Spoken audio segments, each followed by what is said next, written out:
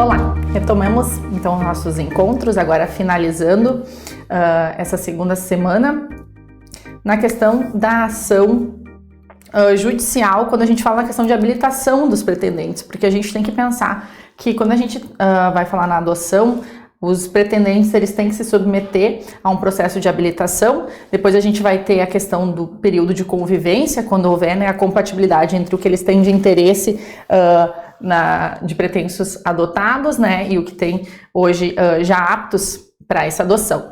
Então eu trago para vocês ali no slides, né? Assim, na petição inicial, então, qualificação completa, dados familiares, cópias das certidões de nascimento, declaração de união estável, comprovante de renda e domicílio, atestados de sanidade física e mental, certidões de antecedentes criminais e certidão de distribuição civil. O que é importante a gente pensar aqui, quando a gente fala na habilitação para pretendentes, a gente não é uma regra que precise ter advogado para acompanhar, essas informações todas estão em sites disponíveis, então tá cada vez se tentando tornar o mais fácil, o mais acessível possível, né, essa pretensão de habilitação, né, e hoje a gente viu lá no início, né, que o número de pessoas habilitadas é muito grande, então a gente vê que o pessoal tem se valido bastante dessa possibilidade, dessa facilidade que nos é posto, né, na questão da adoção. Vai se pedir, então, uma participação, né, no programa de preparação psicológica e orientação, porque para se ver, né, qual é o real interesse, se realmente é o exercício dessa paternidade, né? Por quê? Porque a lei hoje acaba tendo muito receio de que a gente viu já vários casos, né? E antigamente a questão de se ter filho para esse filho trabalhar para quando ficar idoso, ou esse filho ajudar na questão financeira. Então a gente tem que pensar que a questão da adoção não é esse o viés, né? Então se tem tantos cuidados hoje pela lei da adoção, pensando nisso, né? Para que a gente não pense em trabalho escravos, né? A gente não tenha a adoção como um viés para essa possibilidade. Então vai ter também estudo psicossocial para ser juntado ao pedido de habilitação, né? E certificado, então, a conclusão de participação dos cursos, e a autoridade judiciária vai ouvir o MP, que vai decidir, então, se essa pessoa está habilitada ou não. O estar habilitada não significa que automaticamente tu já vais conseguir adotar, né? Tu estando habilitado, inclusive de tempo em tempo, tu vai ter que renovar esse processo de habilitação, caso, né, não apareçam então crianças para iniciar esse estágio de convivência. Uma coisa importante para a gente pensar também é que quando aparece uma criança para a gente adotar dentro das características que a gente elencou, como as desejadas, nos é possível nós negar até 3 vezes. Né? Vocês vão me dizer assim, mas por que eu vou negar se eu quero adotar? Porque pode acontecer de, por exemplo, tu estás 1 ano ali aguardando a adoção e aparece a criança apta, né, dentro das condições que tu demonstrou interesse, num período que tu estás, digamos, concluindo a tua tese de doutorado e tu não tem tempo de fazer esse momento de receber essa criança, de fazer. Então tu diz, olha, passa para o próximo interessado que na próxima oportunidade eu consigo iniciar esse processo. Né? Então, essa negativa, né, é possível por 3 vezes, depois disso eu preciso então estar também renovando essa habilitação, né? Então, para também a gente pensar que o fato da gente estar se habilitando não significa que automaticamente, quando vier essa procura, a gente já tenha que aceitar a criança, nos é possível essa negativa, certo? Temos a questão, então, do estágio de convivência, que é esse período em que o juiz vai fixar essa necessidade, porque para se verificar se o adotando se adaptou à família, se os adotantes realmente estão preparados para assumir o filho afetivo, então é realmente um estágio, né? Assim como quando a gente fez a nossa faculdade, muitos de nós fizemos os nossos estágios, né? Então é uma forma de ver para alinhar as situações. A gente vai ver também que muitas vezes esse estágio é uma expectativa, então, que a adoção se concretize, mas muitas vezes ela não se concretiza. Né? Então essa criança acaba retornando à instituição de acolhimento, né? Então a guarda dela volta lá para a instituição, porque enfim, algumas coisas não se alinharam. Tem um caso até que eu vou trazer para vocês, no final em que a adoção se concretizou, inclusive, então se passou por esse estágio, e o casal devolveu, no caso a menina, para a instituição, né? E nesse caso lá foi fixada uma multa, porque se acelerou o processo de destituição do poder familiar, para extinguir o poder familiar e haver adoção por esse casal, e esse casal, na verdade, justificou que não se via em condições de seguir criando essa menina que virou uma adolescente nesse curso, né? Então se fixou um valor de indenização, o qual foi reduzido, porque se considerou que a culpa não foi tão somente do casal, que não estava apto, mas também do Estado de não ter verificado que não tinha condições de exercício dessa adoção. Então, o estágio de convivência existe para tentar evitar essas situações de devolução, né? E também uma anotação ali que a gente já comentou, vara da infância e juventude no caso de menores de idade e vara da família em caso de maiores, todos com intervenção do Ministério Público, certo? Entrando na última opção que a gente tem, que é a adoção internacional. E por que eu coloquei ela por último? E primeiro eu falei de todas as outras coisas, porque a gente vai ver que a adoção internacional acaba sendo sempre a última opção, a exceção. Então, primeiro, como a gente falou na questão cultural e tal, vai sempre se preservar, manter essa criança no país, no Brasil, tá?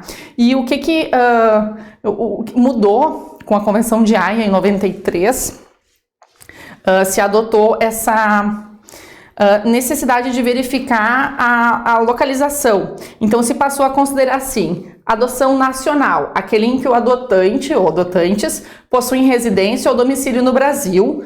Então pode ser brasileiro ou estrangeiro, mas se mora no Brasil, a adoção vai ser considerada nacional. Então tu vai ter preferência em relação à adoção internacional.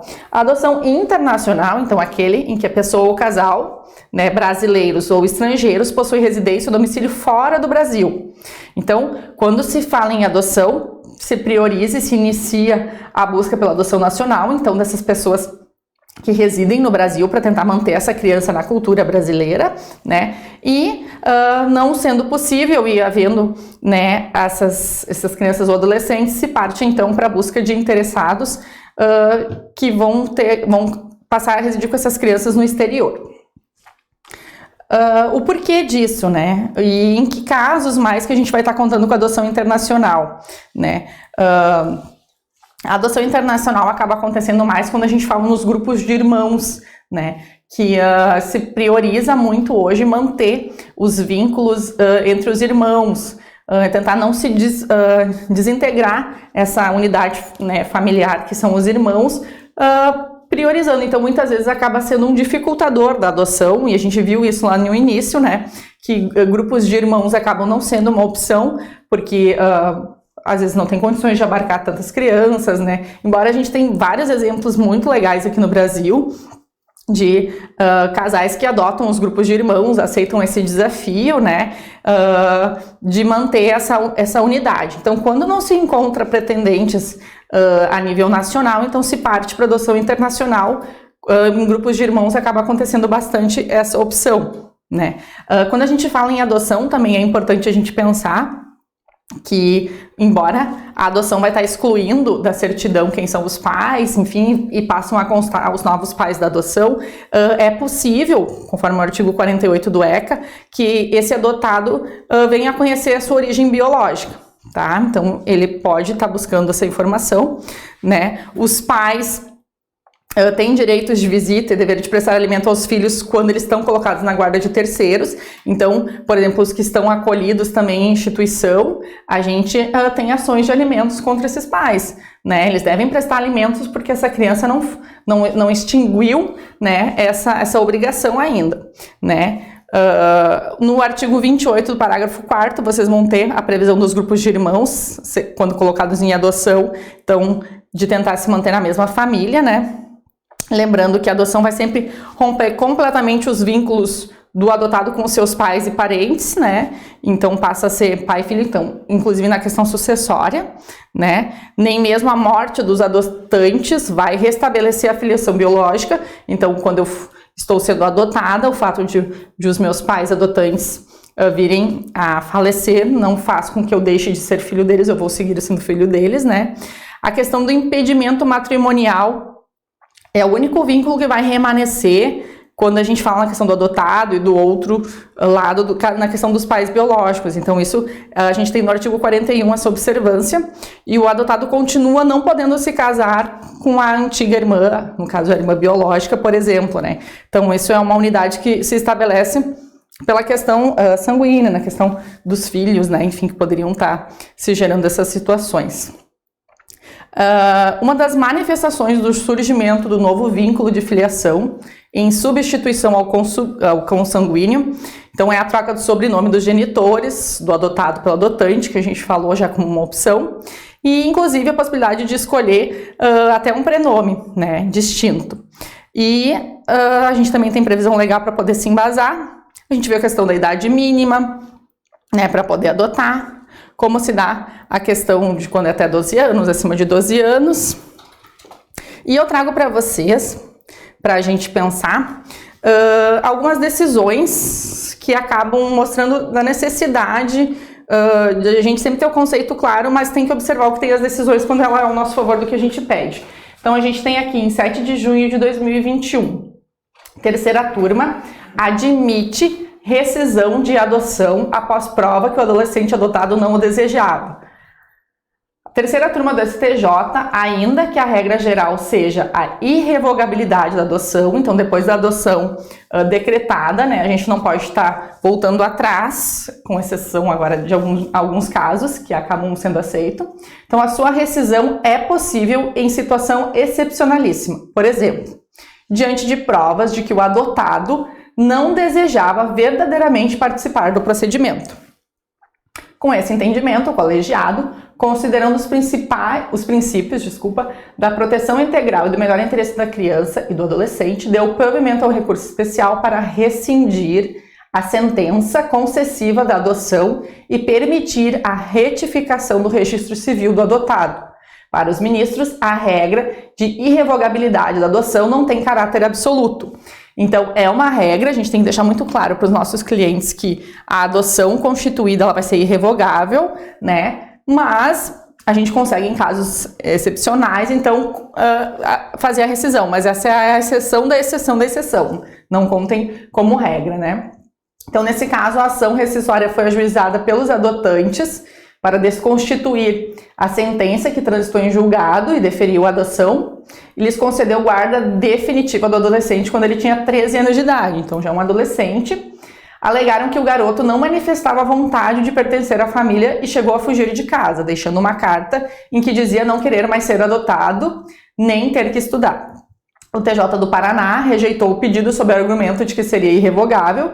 Além disso, não estaria demonstrada nenhuma hipótese legal autorizadora da ação rescisória.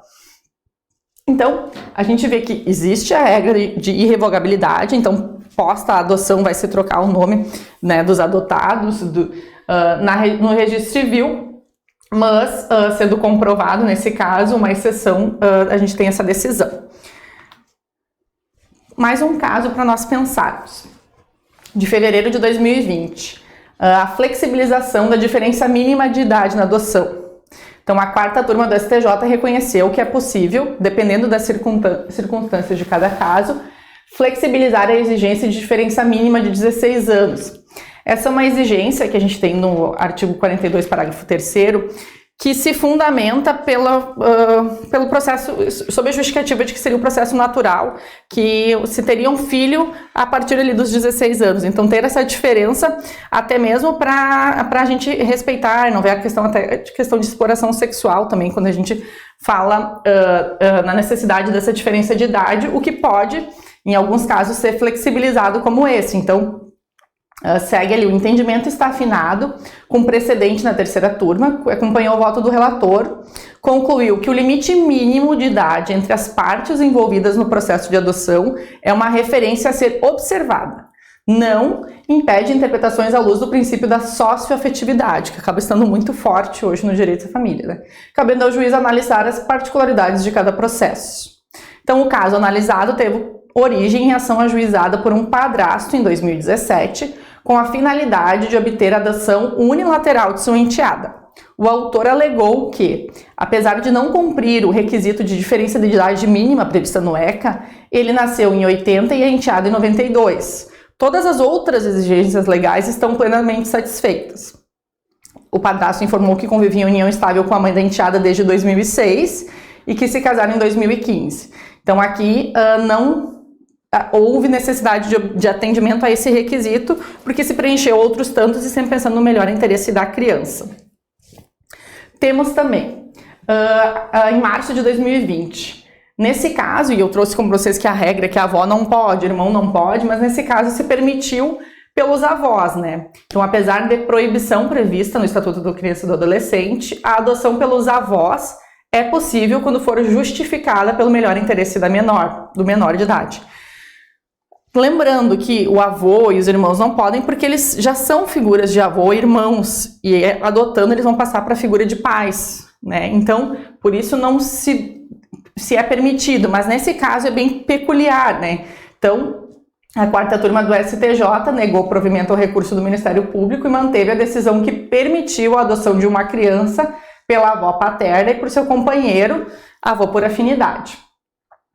Esse caso, o que eles justificaram como possível, né, para dar adoção, é que a mãe era dependente química e desde criancinha a criança já estava sob convivência dessa avó e desse avô por afetividade, e essa mãe por muitas vezes vinha visitar e ameaçava a retirada da guarda de fato, né, que a avó exercia, e o que trouxe mais preocupação e foi o que gerou a ação de adoção pelos avós, é que outro filho o outro neto, né, no caso o filho dessa mãe que entregou a criança aos avós, já havia sido morto por traficantes em razão de dívidas.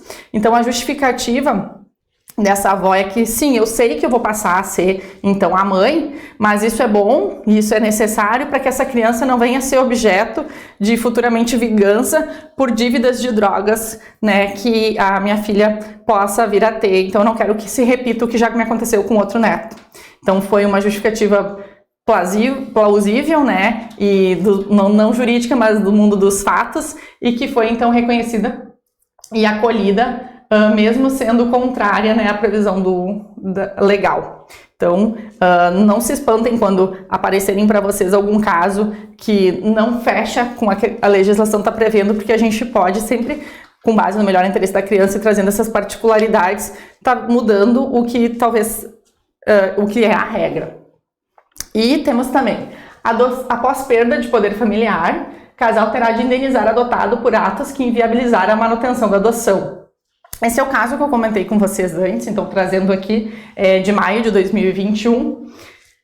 Nesse caso, então, a gente vai ter que a principal questão, em resumo de tudo que se traz aqui, é que, embora o filho decorrente da adoção não é uma espécie de produto que se escolhe na prateleira e pode ser devolvido se constatar a existência de vícios ocultos, né? Nesse caso, essa criança ela já vinha de uma destituição familiar anterior, né? Ela foi adotada aos 9 anos, teve que voltar ao instituto, mas o que fez com que esses adotantes tivessem que indenizar se desistiu de levar adiante a adoção e praticou atos que acabaram resultando na destituição do poder familiar. Então se acelerou a destituição do poder familiar, né, a extinção desse poder familiar e a quebra desses vínculos dessa menina com a família para que acontecesse a adoção. E quando ela aconteceu, então, não se fez possível. Nesse caso ali, o casal, se eu não me engano, eles já tinham 75 anos e ela uns 55 anos, né? Então eles consideraram que eles não conseguiam dar conta dessa adolescente, né? E é uma situação que deveria ter sido já vista pelo próprio Estado quando faz as entrevistas, né? Então o valor ficou só em 5 mil, foi reduzido, antes era 20 mil, porque o STJ entendeu que a culpa não era tão somente desses adotantes, mas também do Estado, que não averigou que a situação não preenchia os requisitos e deveria ter sido atenta, não gerando esse período na vida dessa adolescente, né, que conviveu com eles e acabou tendo que retornar, então, para o Instituto de Acolhimento. Trago para vocês mais uma decisão.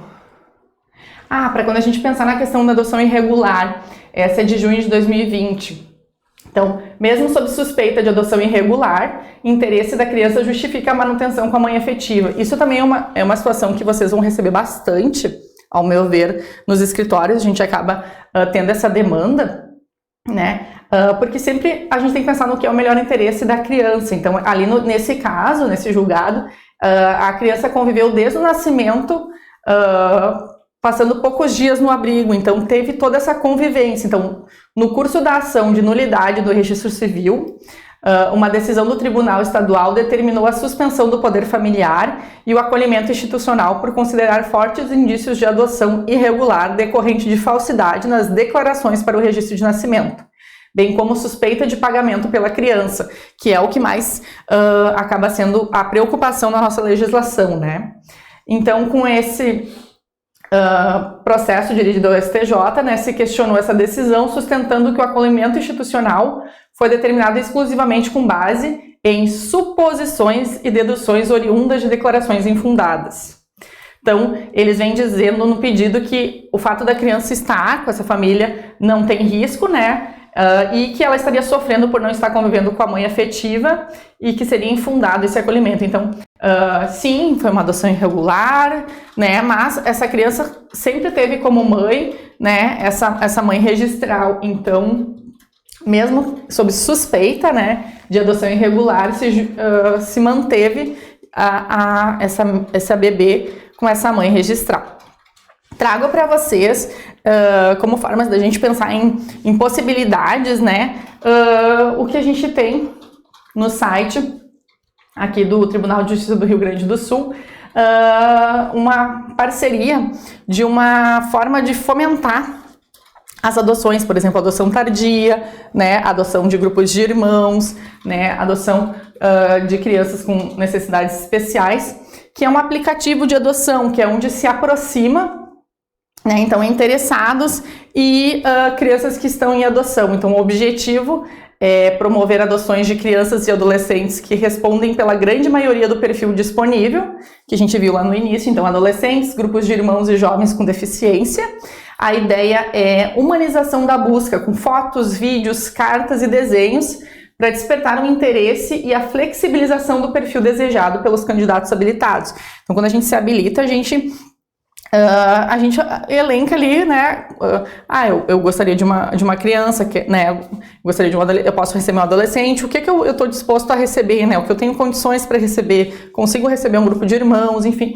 Então, a ideia desse aplicativo é fazendo com que tu tenha acesso e contato com essas crianças que estão fora do teu perfil. Daqui a pouco tu possa estar te sensibilizando e, como diz ali, né? Abrindo o teu coração para uma situação que tu nem tinha imaginado e que tu pode estar te surpreendendo. Certo? Tem ali as formas de como o aplicativo, claro que ele só é permitido para quem já está habilitado, né, o acesso para respeitar a privacidade dessas crianças que estão em adoção. Também compartilhar com vocês uma ideia que eu gosto bastante, que é um projeto de incentivo à adoção tardia, que inclusive foi reconhecido em março de 2021 pelo Prêmio Inovare. Então, vocês podem ter acesso no Conselho Nacional de Justiça dessa reportagem, mas eu trouxe um recorte das edições que já aconteceram e do resultado disso. Porque o que acontece, né, da mesma forma que o aplicativo, o objetivo, o dia do encontro que chama, é aproximar, né, e daqui a pouco fazer com que a gente não fique tão restrito àquele nosso perfil que a gente definiu lá na nossa habilitação. Então, a primeira edição desse encontro foi em 2018, impossibilitou a aproximação entre 70 crianças e adolescentes aptos à adoção e 140 pretendentes. A gente vê que tem o dobro de interessados, né? E essa aproximação resultou em 24 manifestações de interesse na adoção de jovens participantes do evento. A segunda edição foi em 2019, possibilitou a aproximação entre 82 crianças e adolescentes e 80 pretendentes habilitados, e resultou em 13 manifestações de interesses na adoção de jovens participantes. Tá? A terceira edição do encontro, em 2019, foram 107 crianças e adolescentes e 89 pretendentes, e houveram 11 manifestações de interesses na adoção de jovens participantes do evento, né, dos quais decorreu o deferimento da guarda de 4 crianças e adolescentes que se encontram em estágio de convivência.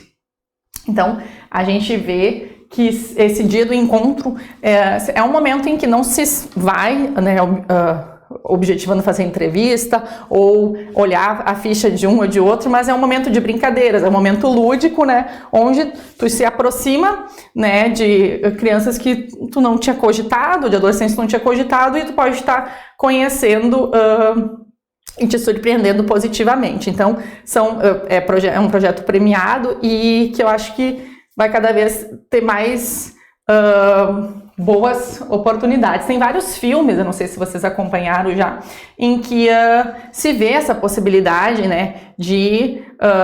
eu tô tentando recordar de um filme em que eles se põem à disposição para adotar, eles querem uma criança, né, e eles estão nesse momento de um evento, que é onde os adotantes e os adotados se encontram, e todas as crianças que eles tentam abordar dentro do perfil que eles querem já tem alguém, né, com aquela criança, eles não conseguem, né, e até que em determinado momento o que seria o adotante olha para o grupo de excluídos, então sentados assim numa escadaria, adolescentes, enfim, todos excluídos dos olhos dos interessados, né? E nessa ele vai se dirigindo lá e começa uma discussão, então, com a esposa, e os adolescentes assistem àquela discussão, e uma das adolescentes vem e diz assim, olha, vocês não precisam ficar com pena da gente, e acaba rolando, então, não, então vamos tentar com ela. Só que daí quando eles resolvem, então, demonstrar interesse em se desafiar, adotar adolescente, eles não sabiam que vinha junto irmãos. Então vem todo um desafio, e é muito legal o filme nesse sentido, porque vem mostrar esse desafio de mudar o perfil de interesse, né, e não precisar ficar limitado a uma criança de determinada idade, que é possível ser um adolescente, pode ser um grupo de irmãos. Enfim, como uma forma da gente ampliar e conseguir visualizar os horizontes. De uma maneira geral, então, a gente conseguiu falar sobre guarda, os tipos de guarda, né, como que ocorre, como que a gente pode formular esses pedidos.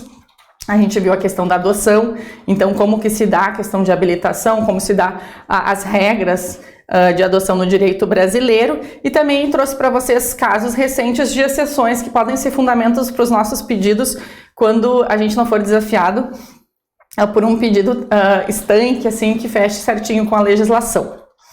Agradeço, convido vocês a acessar o material de apoio, a tirar dúvidas pelo fórum de perguntas que tem disponível, e fico à disposição para esclarecimentos, encaminhando para vocês também os links das decisões que eu trouxe, e desejo bons estudos.